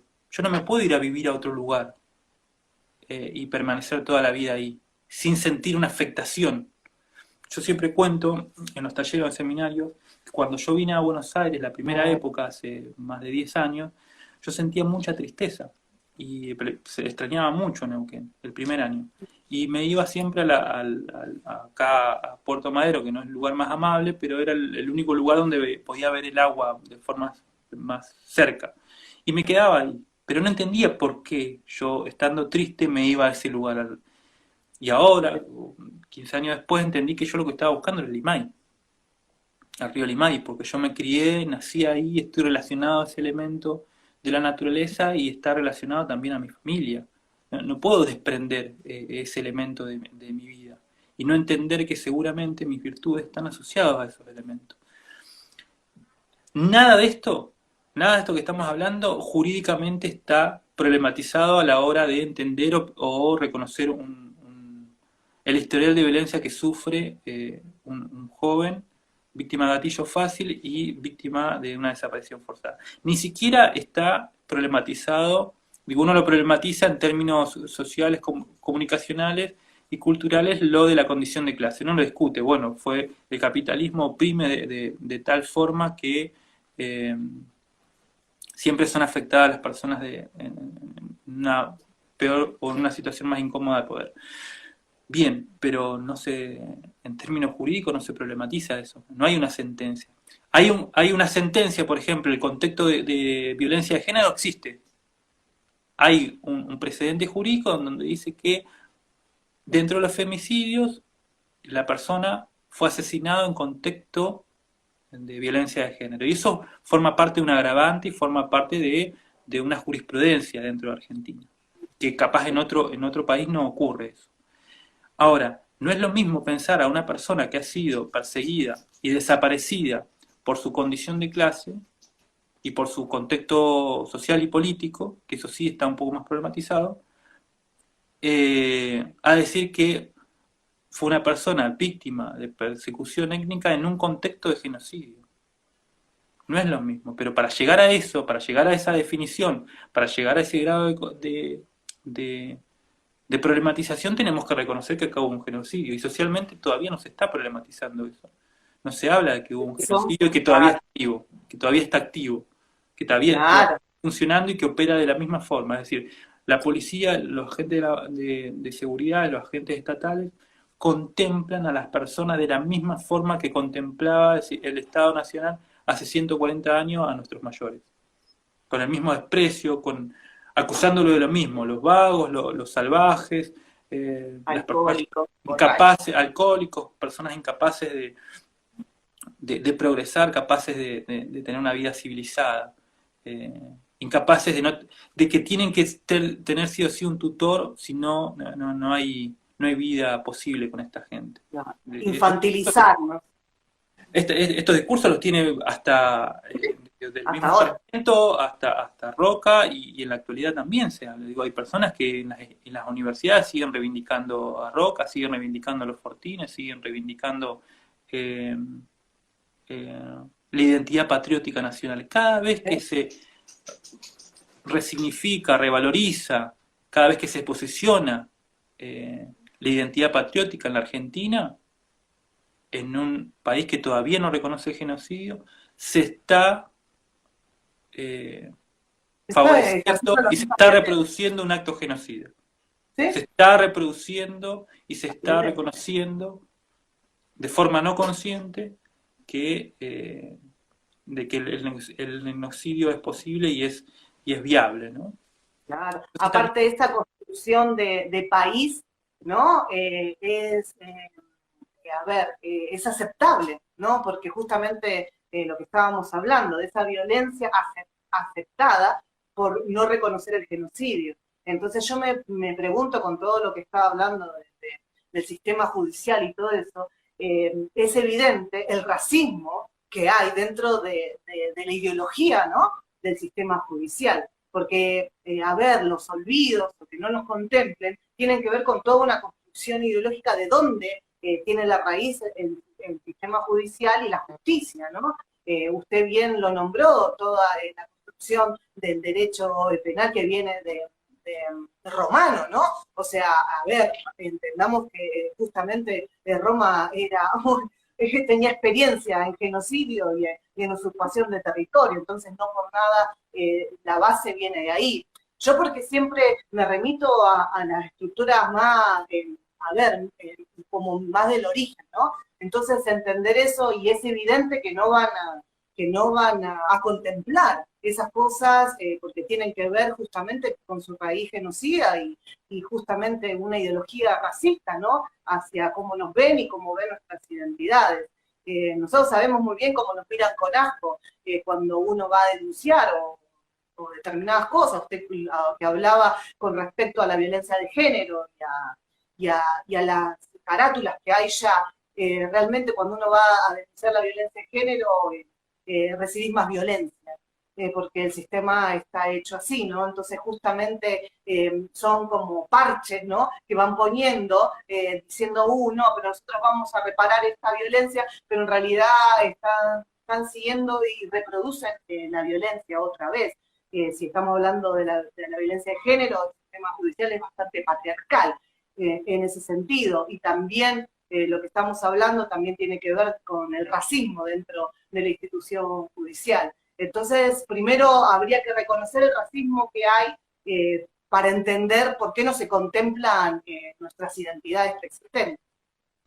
Y con respecto a esto de la identidad preexistente, también es valioso, importante y oportuno mencionar que nuestra identidad no solamente es familiar. Nosotros no hablamos de una identidad de sangre para definir nuestra identidad originaria, mapuche en este caso. Nosotros necesitamos y no podemos descindir o eliminar nuestra identidad espiritual y nuestra identidad territorial. Y la mayoría de los pueblos preexistentes funcionan de la misma forma. No podemos movernos sin estas tres identidades. Y estas tres identidades, ¿cómo pueden estar identificadas y reconocidas dentro del derecho de la jurisprudencia nacional? ¿En dónde? ¿En qué lugar están reconocidas estas identidades? Estos tres estamentos. Si el pensamiento occidental ni siquiera tiene una palabra para describir, no existe en el pensamiento occidental. Y yo he atravesado la universidad estudiando historia, estudiando letras, estudiando comunicación, estudiando fotografía. No existe en el pensamiento occidental un concepto para definir la identidad territorial. No hay. No hay. ¿Y cómo afecta esa ausencia en que nosotros podamos reconstruir nuestro pasado en función de nuestro territorio y cómo ese territorio incluso afecta a nuestros apellidos originarios? Es decir, no el apellido impuesto, sino el real. El real. Entonces, vean y contextualicen la inmensidad de ausencias que hay. Y hay muchas personas que dicen, bueno, pero Peño, es importante que abramos o que acerquemos la frontera de la distancia entre el Estado, las políticas estatales y los pueblos preexistentes. Ahora, yo digo, ¿cómo yo voy a conciliar y establecer lazos de comunión con alguien que todavía ni siquiera ha reconocido que ha violado a mi familia? Piensen esto, ¿cómo yo puedo sentarme a comer o sentarme a establecer una política estatal, vincularme con alguien que ni siquiera puede aceptar, con todos los hechos que hay, conteniendo una fosa del tamaño que es Martín García, una fosa común, a establecer políticas de acercamiento cuando ni siquiera puede reconocer que ha violado a mi familia, que ha violentado a mi familia de múltiples formas, que tengo un apellido impuesto y que tengo que vivir mi vida así, capaz que nunca puedo encontrar mi nombre originario, yo y un montón de familias más. En la Argentina hay personas que no saben quiénes son. Y no estoy hablando solamente de las personas que sufrieron la última dictadura militar, estoy hablando de todas esas personas que no pueden reconstruir su pasado, porque no hay datos, porque su familia no puede hablar, porque tiene vergüenza, porque tiene dolor. Hay gente, y esto fundamentalmente lo veo en Neuquén y Río Negro, en donde prácticamente la gente, yo entiendo por qué lo niegan, por qué no pueden reconocer públicamente, por qué no pueden hablar públicamente en Mapudungún, a pesar que tienen apellido mapuche, que tienen rostro mapuche, que tienen el color de piel que tienen, no pueden reconocer su propia identidad. Y yo lo entiendo, porque hay razones históricas para que la persona sienta dolor y sienta vergüenza. Pero eso es parte de un historial de violencia que finalmente después concluye en un acto violento mayor, un acto extremo, como puede ser un gatillo fácil o puede ser una desaparición forzada. Y también acá hay un abismo. ¿Por qué? Porque comunicacionalmente, periodísticamente, medios alternativos, medios masivos, militantes políticos, militantes de derechos humanos, entienden que si la familia no se reconoce, como pueblo preexistente o dentro de un pueblo preexistente, ellos no lo deben problematizar, no lo deben visibilizar de ninguna manera. Y ahí se produce un gran abismo, en donde aparentemente el mapuche es aquel que se reconoce como Rafael Nahuel, que era claramente de una comunidad mapuche, pero la gente que vive en la ciudad, como Sergio Ábalos, no. Y eso opera de forma negativa, opera de forma cómplice. No podía decir eso porque me parece que es muy un extremo mayor, sino que hay que problematizar. Sí, como que reproduce, ¿no? Reproduce. Finalmente se reproduce la negación, el negacionismo. Sí. Y acá hay un dato relevante, que es que yo nací en 1985. No tuve familiares de forma directa, familiares directos que hayan desaparecido en la dictadura. Viví un proceso colectivo, digo, una sociedad entera, la sociedad donde me crié y nací, que sufrió eso. Entonces lo sufrí de forma colectiva, pero no de forma familiar directa. Pero eso a mí no me impidió formarme, hacerle entrevistas a nietos desaparecidos, hacerle entrevistas a las abuelas, seguir los procesos, entender y decir con seguridad que fueron 30.000 desaparecidos y otras 400 personas que son parte de la identidad preexistente que también fueron desaparecidas. Y yo he tomado esa responsabilidad, a pesar de que no soy de esa época. Y con el genocidio originario pasa lo mismo. Tenemos una responsabilidad como sujeto histórico. No sos mapuche, no sos quechua, no sos guaraní, no sos aymara. Tenés una responsabilidad histórica, porque la gente que sufrió esos procesos, seguimos vivos. Estamos acá, estamos vivos. Nuestras familias siguen sufriendo los mismos actos de violencia. Y hay personas que todavía no pueden hacer este reconocimiento, no pueden decir de forma pública, soy mapuche. No pueden decir públicamente que sus abuelos y sus abuelas sufrieron marchas de la muerte. Esas historias son reales, son de 3 generaciones atrás. Gente que caminó 1500 kilómetros de una provincia a otra y que le cortaban los talones y los dejaban desangrar para que no se escaparan cuando estaban cansados y no querían caminar más. Esa violencia es parte de nuestra historia también. Y eso vuelve a aparecer. Así como hoy el Toki Calfucurá vuelve a su territorio y nos vuelve a hacer un llamamiento para que nos presentemos, asumamos nuestra responsabilidad como persona en los territorios, también hay un dolor y una vergüenza que está operando en las personas para que no se puedan reconocer, cuando es imposible que no se reconozcan. Digo, tienen todos los elementos del cartón para que se reconozcan como mapuche, y sufren como mapuches. Fundamentalmente lo digo en la gente de Neuquén y Río Negro. Que veo continuamente cómo sufren distintos grados de violencia y continuamente se esfuerzan por hablar y reconocer, identificar categorías europeas, posmodernas. Y no pueden hablar del Feyentún, no pueden hablar de las marchas de la muerte que hubo en este territorio. ¿Por qué no pueden hablar de eso? ¿Por qué les cuesta tanto hablar mapungún? Decir un simple mari mari.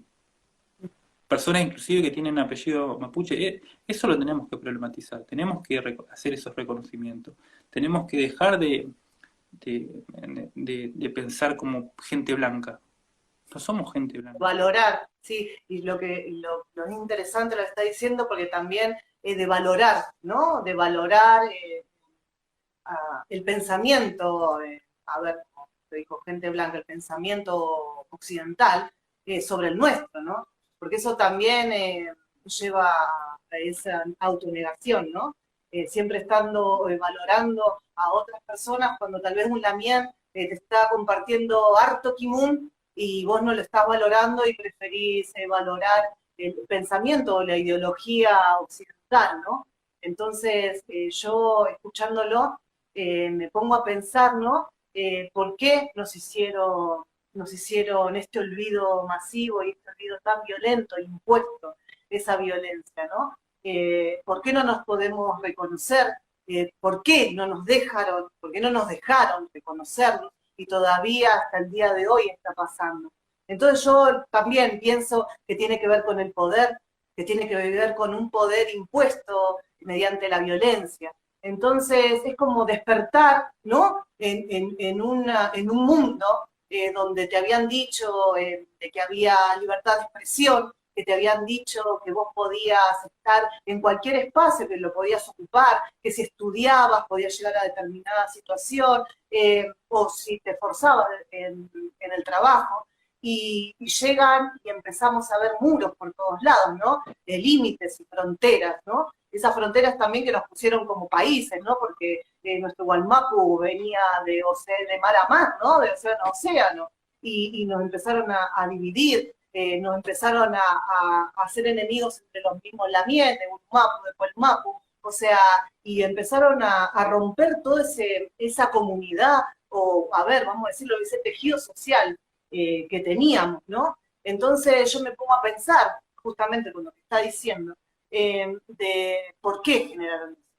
Y también entender el grado de conciencia que todavía tenemos, ¿no? Porque justamente lo han intentado con genocidio tras genocidio, ¿no? Imponiéndonos la religión, imponiéndonos su ciencia y su forma de ver el mundo. Y sin embargo todavía nosotros tenemos conciencia ancestral, ¿no? Justamente nuestro espíritu, el Feyentún, nos mantiene más allá de que estamos en territorios impuestos, que nos han impuesto nombres y hasta nombres religiosos, ¿no? Entonces, yo lo que me repetía cuando estaba hablando de eso, solamente estaba pensando en el poder. Y este poder que estamos naturalizando todo desde que nacimos, ¿no? Porque, como usted dijo, nació en esa sociedad que había salido de la dictadura, hemos nacido en dictadura también. Entonces, entender por qué esa violencia la vemos naturalizada y después vemos si a un lamien o a un hermano lo paran en la calle o le sacan la mercadería que está vendiendo, nadie hace nada, ¿no? Y parecen todas esas violencias que vemos en la calle como si fuera natural, ¿no? Entonces, lo único que me remitía cuando usted estaba hablando era la construcción del poder, la construcción y la naturalización de un poder occidental, ¿no? Y cómo nosotros estamos conviviendo con eso. Y en todo caso, nunca un conocimiento va a eliminar al otro. Eso también hay que entenderlo. El pensamiento no puede ser menos complejo cuando sumamos visiones de mundo. Yo siempre fui un ñoño, es decir, siempre leí y tenía 16 años y leía a Walter Benjamin en la Biblioteca Alberdi de Neuquén. Y cuando tenía 17 me regalaron a Erich Hobsbawm, mi profesora de literatura, y tiempo después leía a Primo Levi, cuando era muy joven, y sigo leyendo a esos autores. No voy a dejar de hacer el reconocimiento de estos autores y lo que me enseñaron, como hablamos también de Paulo Freire y su concepto de campesinado. Uno no va a eliminar ese conocimiento porque nos hemos formado con eso y es parte de nuestra identidad. Lo que estamos diciendo es que hay una forma de ver el mundo que en particular en este territorio tiene 12.000 años. ¿Por qué? ¿En nombre de quién voy a eliminar ese conocimiento? ¿Y por qué no lo sabemos? ¿Y por qué no lo sabemos? Alguien puede pensar que al vincular, articular o conectar estas dos vertientes, estas dos visiones del mundo, yo voy a pensar de forma pobre o voy a tergiversar los hechos o no voy a entender la realidad o la voy a entender de forma... No, concretamente se trata de que podamos ver todos los hechos hasta más cotidianos, hasta la práctica cultural más naturalizada, lo tenemos que problematizar desde una perspectiva étnica e intercultural. Así como en estos últimos años hemos podido problematizar nuestra forma de vincularnos a partir de las distintas visibilizaciones de la violencia de género. Bueno, también ocurre con el historial de violencia que tenemos como personas dentro de una sociedad que se creó en un genocidio, que es racista, que no quiere a los hermanos que no quiere a los hermanos Aymara, que no quiere a los hermanos Quechua, que insiste constantemente en que todos los pueblos preexistentes de Argentina son foráneos. Vas al norte y te dicen, no, esta gente no son de acá, son de Paraguay, son del otro lado del charco. Y te vas para el sur y te dicen, no, son todos chilenos. O sea que en Argentina no había pueblos preexistentes. De Chile son todas aprendidas.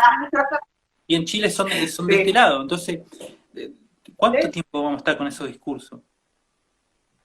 Sí. No podemos seguir con esos discursos. Digo, ya tenemos que superar eso. No podemos tener a Diana Lenton todos los años explicando de que el pueblo mapuche no es chileno. Somos preexistentes. Y en función de esto también es relevante e importante mencionar que un hecho muy concreto, para que se entienda esta relación, esta visión de mundo intercultural, o estas visiones de mundo que se encuentran. Yo toda la vida me dediqué, o una parte importante de mi vida me dediqué a la fotografía, me sigo dedicando a la fotografía. Siempre fui una persona muy silenciosa, muy contemplativa. y en algún momento encontré la herramienta fotográfica para expresarme, para moverme de forma pública con el mundo, como también encontré la escritura. Y no hace mucho me encontré con una palabra que es Inarumen, que es una palabra en mapungún que habla de una práctica milenaria, que tiene que ver con una práctica milenaria y con una forma de ver el mundo. El Inarumen es una práctica filosófica en donde las personas pueden entender el conocimiento que existe en todas las formas de vida y en la naturaleza, y que a partir de esa práctica de observación milenaria, en donde puedo entender el conocimiento que existe en todo el territorio, se creó, por ejemplo, este calendario solar y lunar, ¿no? Que hoy tiene 12.489 años. Es decir, que esa palabra y esa práctica tiene esa cantidad de años, esa existencia. Y yo, dentro de la sociedad, con los elementos que me brinda la sociedad occidental, continuamente entendía que mi virtud o mi capacidad para contemplar el mundo estaba asociado a las artes visuales. Y vean la brecha, ¿no? Y esto le estoy explicando una sola palabra, un solo concepto dentro del pueblo mapuche. Imagínense que está ligado también a los roles, ¿no? Imagínense todo el conocimiento que empieza a aparecer cuando uno empieza a descubrir las lenguas maternas, las lenguas preexistentes. Yo, como una persona que no se crió en una comunidad y que se crió en la ciudad, me encuentro con 10 o 15 palabras por año en mapungún. Y esas palabras siempre me hablan de mi territorio. Siempre me están explicando alguna forma de conocimiento que existe en este territorio, en el Puel Mapu, en el Gran Gualmapu. En cambio, durante toda la vida me explicaron, me hablaron de la filosofía griega y romana, de la filosofía griega fundamentalmente. En mi vida voy a poder conocer Grecia, no tengo ni idea de lo que es un coliseo, capaz que no lo puedo ni dibujar. No sé lo que huele, qué pájaros hay en ese territorio. ¿Cómo yo voy a entender, cómo voy a poder adaptarme y sentirme cómodo en las instituciones educativas actuales o en las que me formé? ¿Por qué finalmente terminamos escapando de las instituciones? Porque no existen esta forma de conocimiento. Porque me hablan de un conocimiento que es foráneo, ajeno. Ajeno totalmente. Totalmente. Que no puedo hablar de lo que me pasa espiritualmente con el territorio. Entonces, esto estimulado en términos extensivos, una década, 100 años, 200, 250 años, seguramente que va a afectar al territorio. Y ahí ya nos metemos con el extractivismo y quiero hablar un poquito del caso Paineville, Carlos Paineville, que justamente Paineville es la persona que desaparece, que porta este nombre y que es desaparecido de una forma forzada, porta un apellido mapuche, que es Culebra Celeste, y es desaparecido dentro de la provincia de Río Negro, que es parte del Gualmapu, ¿no? Ahí ya tenemos dos elementos, la identidad territorial y familiar de una persona. Sin embargo, cuando esa persona desaparece y cuando se lo presenta en términos comunicacionales y cuando se lo contextualiza en la investigación jurídica, estos elementos ni siquiera no están ni enunciados. Ya explicamos por qué no. Sí. Y en ese mismo lugar, en el lugar que desaparecen, que es Allen, opera el extractivismo, ¿no? Opera una forma de neo-extractivismo ligada al capitalismo, y algo que ya habíamos desarrollado es cómo, yo lo vengo viendo mucho en Neuquén porque hay una infinidad de empresas extractivas que continuamente están operando desde el gas, desde la industria gasífera, desde el petróleo y el fracking. Fundamentalmente en Allen opera el fracking. Entonces, ¿cuál es el ejercicio de poder y cómo opera el capitalismo y el neo-extractivismo en estas ciudades? Fundamentalmente ligado al Estado, a un Estado genocida, que ya lo mencionamos, y con la imposibilidad de llevar adelante una autonomía económica. Una autonomía económica y territorial. Cuando hablamos de autonomía territorial, es decir, los pueblos tienen derecho a habitar un territorio de forma preexistente, y eso es un derecho internacional. Esto, obviamente, en estos casos ni siquiera es problematizado. Ah, está en planes. Bien, entonces, en estos casos donde está presente, por ejemplo, a diferencia de otros casos, una industria extractiva, vemos que las personas no tienen posibilidades de subsistencia económica, que se ven todo el tiempo subsumidos y acosados por las posibilidades, las supuestas posibilidades económicas que da el extractivismo. Si vos no tomás esos puestos de laburo, sea en una empresa petrolera, sea en una empresa gasífera, o sea, en este caso en el fracking, te ves sometido a recibir la subsistencia del Estado a través de subsidio o vivir de forma miserable. Y ahí es donde aparece el plan delictivo, ¿no?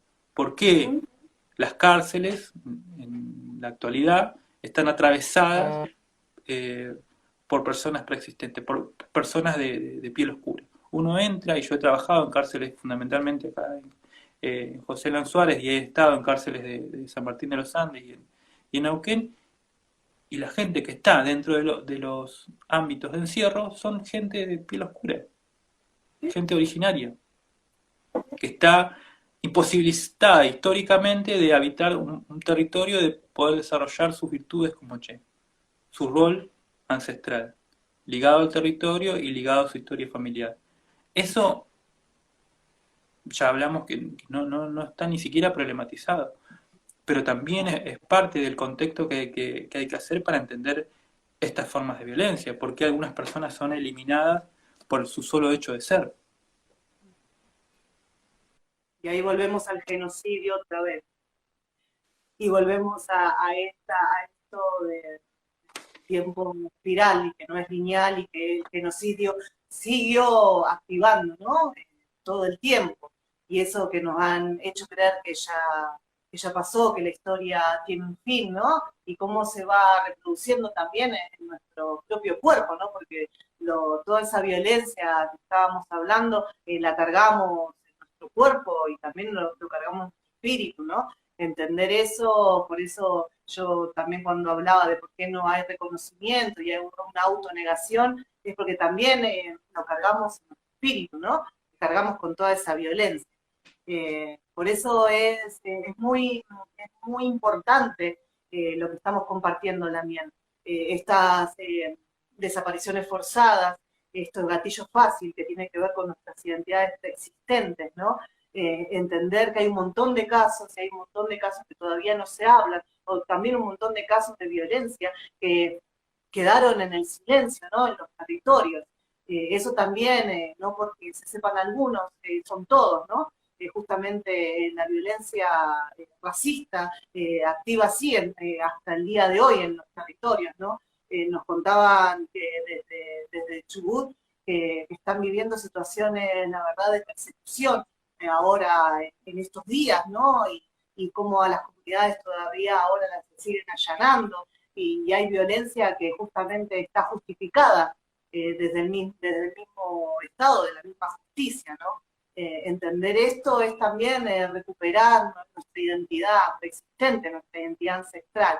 La verdad que es muy importante. Lo que yo le quería compartir también es que ya nos está quedando poco tiempo para el Nutram, así que bueno, eso quería como compartir esto, y que bueno, y que ya vayamos haciendo como una conclusión, una síntesis, y lo que a mí, la verdad, siento es que nos queda un montón de cosas por seguir hablando, así que le invito, si usted quiere también, hacer otro Nutram en otro momento, organizarlo, porque realmente estas palabras, estas cosas que estamos compartiendo, que estamos trayendo al presente, realmente son muy importantes para hablar y seguir reflexionando y cuestionándonos y volviéndonos otra vez al presente y al pasado.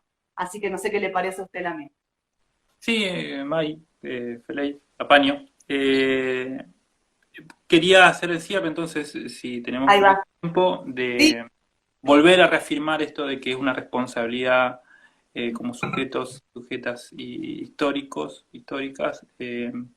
problematizar estas cosas y visibilizarlas fundamentalmente. No podemos omitirlas. Si en algún momento alguien nos pregunta cuántas víctimas fueron o ocurrieron y ejecutaron en la campaña expedicionaria del desierto, tenemos que poder decir, así como decimos en la dictadura que fueron 30.000, tenemos una obligación histórica para saber cuántas personas han sido desaparecidas y cuántas siguen desaparecidas también, ¿no?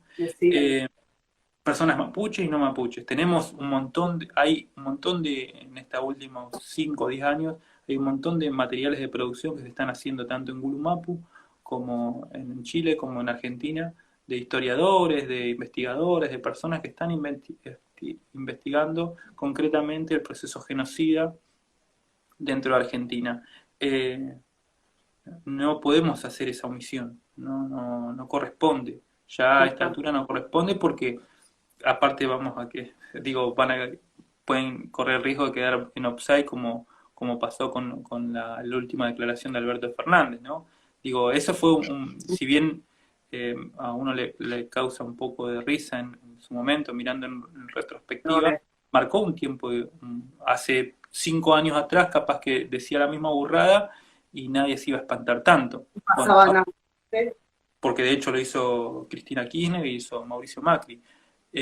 Ahora no estamos en ese tiempo. Estamos problematizando las identidades que nos identifican y nos atraviesan como personas. Entonces, en función de eso, tenemos que tener la capacidad, la responsabilidad, la sensibilidad de reconocer que en los casos de gatillo fácil, de desapariciones forzadas, fundamentalmente de hombres, hablo de hombres porque son concretamente los casos que he investigado y coinciden esos casos, en que hay una persecución étnica. Y eso no nos va a invalidar decir que también hay una persecución de clase para estos jóvenes que también coincide que son todos de barrios populares, que son de clase trabajadora. Nada impide que lo podamos hacer, que podamos hacer los dos reconocimientos y las dos contextualizaciones. Pero claramente también hay que formarse para eso. Es nuestra responsabilidad, tenemos que formarnos de tal modo que podamos hacer las dos contextualizaciones.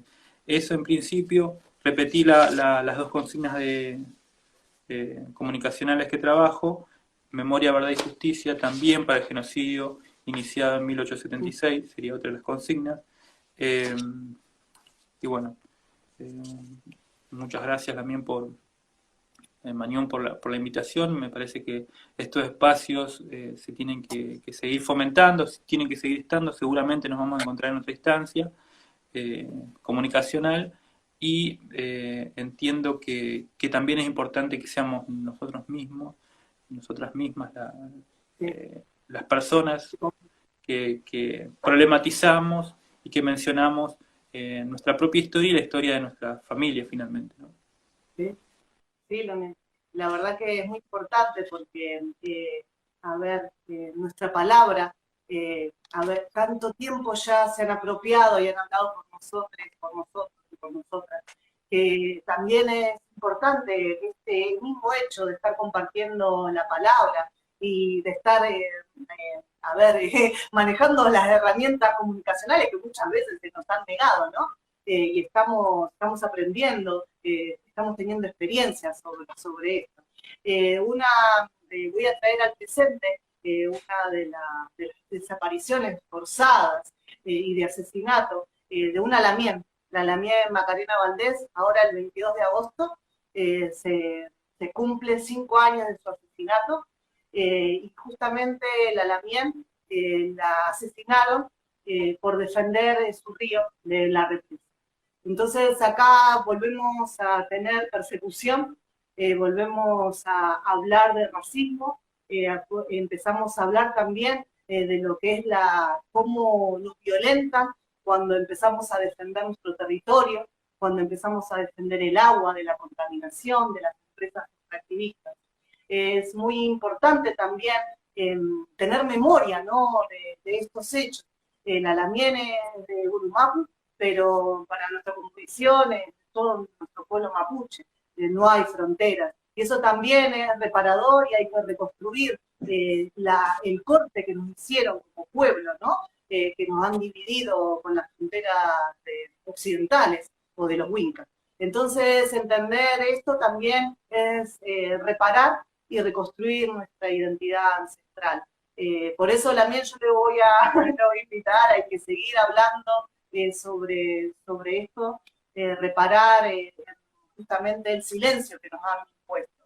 Y bueno, y también comentarles que el próximo encuentro que vamos a hacer el próximo mes va a participar en la Mier Rubén Colío, que es el compañero, que fue el compañero en vida de la Lamier Macarena Valdés, que va a estar compartiendo su palabra, va a estar compartiendo la lucha de la Lamier, porque es muy importante que se conozca acá en Puelmapu, ¿no? También toda la lucha que se está llevando en defensa de los territorios y en defensa del agua y del extractivismo. Muy bien, usted también lo ha comentado, que en Neuquén hay un montón de empresas extractivistas y que justamente eso tiene que ver con el genocidio, tiene que ver con la campaña del desierto, porque para que estas empresas estén activando en los territorios, tuvieron que despojarnos de nuestros territorios, tuvieron que asesinar a nuestro pueblo. Entonces, justamente es un deber y es una responsabilidad también compartir estas luchas y entender qué representan las empresas extractivistas en nuestro territorio. Así que bueno, Lamien, le agradezco haber compartido la palabra, agradezco también a nuestras ancestras y a nuestros ancestros poder darnos el Nehuen para estar acá, para compartir la palabra y para tener conciencia en este presente. Así que Lamien, bueno, ya nos estaremos viendo y estaremos compartiendo otro Nutram, porque la verdad es muy importante nuestra palabra y nuestra visión de nuestra propia historia, ¿no? Mañón también, muchas gracias y como una vez me recomendó y me habló y me dijo un hombre sabio del pueblo mapuche que es que no hay que tener vergüenza por reconocer la identidad que uno tiene, no hay que sentir vergüenza, hay que sentir por el contrario fortaleza, y la fortaleza fundamentalmente llega cuando uno se encuentra con las personas y puede charlar de estas cosas. Y entender que no le pasó a una o dos personas, sino que hay un colectivo de gente que le ha pasado y que tiene historias parecidas. Así que por más encuentros y por más fortaleza también para nuestro pueblo. Peucayal, estaremos compartiendo el 10 de septiembre, como dije recién, con el Lamien Rubén Colío, y bueno, también vamos a compartir la palabra desde Gulumapu, se va a conectar desde allá a las 19 horas Gulumapu, 20 horas Puelmapu, Argentina. Así que Peucayal, Mañún Lamien, nos estaremos viendo.